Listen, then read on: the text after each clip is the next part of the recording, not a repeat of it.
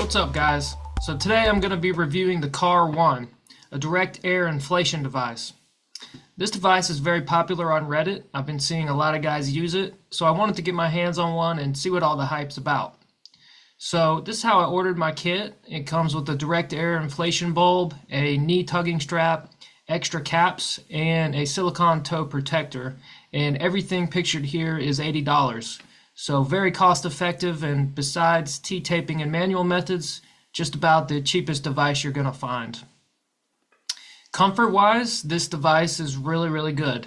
The silicone toe protector is actually supposed to be placed on the inside of the gripper bell, and this provides an extra layer of comfort but also grip. So as you inflate the foreskin, this texture of the toe gripper prevents slipping from occurring. At first I had improperly used it around the device until I saw the correct way to use it on Reddit, and it improves the comfort and performance of this device greatly. So I get about a 2 to 3 hour skin fatigue limit with inflation and tugging on this device. After about 2 hours it becomes noticeable, and by 3 hours I get pinching pain and must remove it. By that time I need to urinate anyway, so I consider that pretty good for a restoration device. One tip that I'd like to add is to use the tip of a cut balloon to cover their urethra before inflation. I have heard stories of UTIs being caused by direct air inflation devices, so I'm not going to take my chances. Now for this device, you're going to need about a CI2 starting point, and if you're around that starting point, follow Chris's sizing device. But if you're beyond that, you can opt to upsize to potentially reduce gripper pinching fatigue.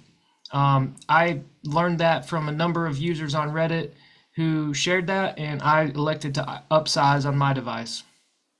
As far as effectiveness, I think this device does great, especially on the inner skin.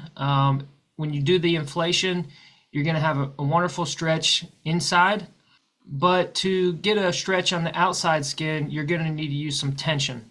Now, the included strap is a knee strap, so you take this around the knee and then put the clasp side through the loop side here,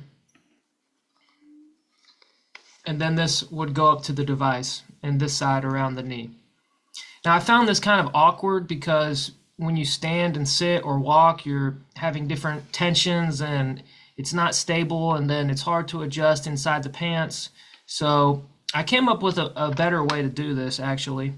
And what you do is take the loop end and put it around the shaft all the way down to the base, and then you take the clasp end, go all the way around the waist back to the device like so. And so you're pulling in two directions. This side's pulling, and then this side is pulling on the base. And this is great because this provides a stretch around the bottom and the top outer skin and helps prevent turkey neck. Now this is not a very high tension strap, but with the amount of grip pressure in the cap, it's a perfect ratio in my opinion. Now there is another way to get outer skin tension. You can use rings around the base right here and get a similar type of stretch without a strap. Here's another option, an adjustable soft bracelet. And another way to increase the effectiveness of this device is to supplement it with a retainer. So Chris sells a silicone retainer, and if you wear that at night while sleeping or during the day in between sessions, that'll greatly help train the skin to roll forward and revitalize the glands and inner skin.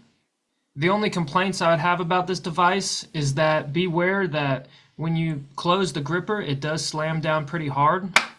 You can hear that. So be aware and have everything aligned perfectly and clear your hand while you slam this down.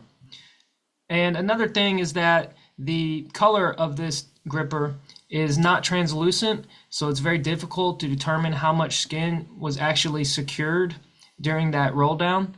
So what you can do is take a flashlight or your phone light and put it on the side of this, and you'll be able to see through and see how much your skin is in here. Typically, Chris recommends that you have about halfway up or even less, because the less skin that you have in the gripper is going to be out here being expanded. But if you get down towards a quarter of the way up with the skin, it might start to slip or be insufficient. So I would typically go for trying to get it about halfway up on the cone. So all in all, I think this device is a great direct air inflation device. It hits every category, and I would definitely recommend it. If you'd like to see my ratings of other popular devices, please check out my website at restoredmembers.com.